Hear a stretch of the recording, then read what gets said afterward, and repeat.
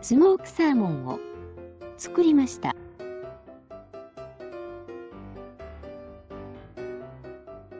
材料のトラウトサーモンの刺身用半身 700g です。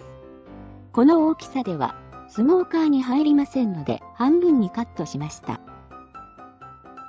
三温糖 450g、塩 150g、ブラックペッパー 20g、そしてレモンの皮をすりおろしたものをよく混ぜ合わせます。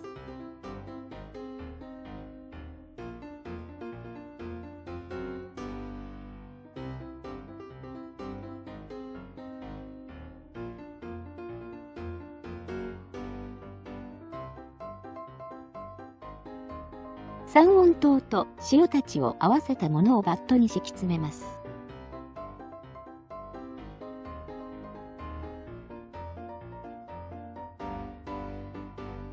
その上にサーモンを乗せます。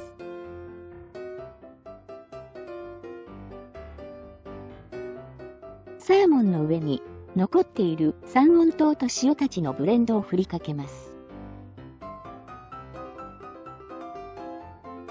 上からラップをかけました。保存袋に水を入れて重しにしました。しかし、重しはなくても良いと思います。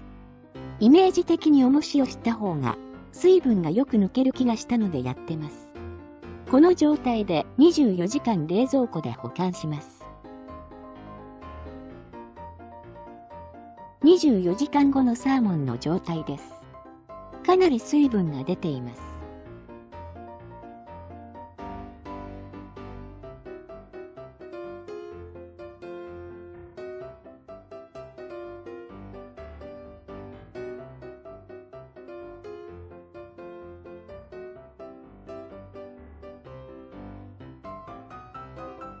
水分が抜けたおかげで、サーモンが少し硬くなっています。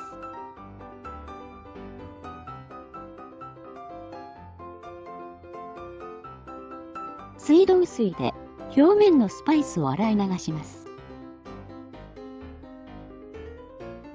表面の水分を拭き取ったら燻製用の網に並べて20分程度放置し、表面を乾燥させます。使用したレイ君用の燻製機です。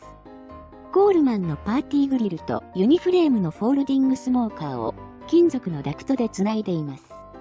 煙の熱がダクトを通ることで冷やされますので、スモーカー内の温度が上がることはありません。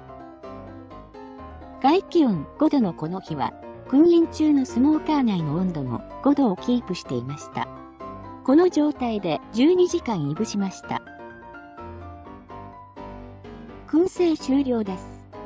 ラップをして1日程度熟成させてからスライスして食べます。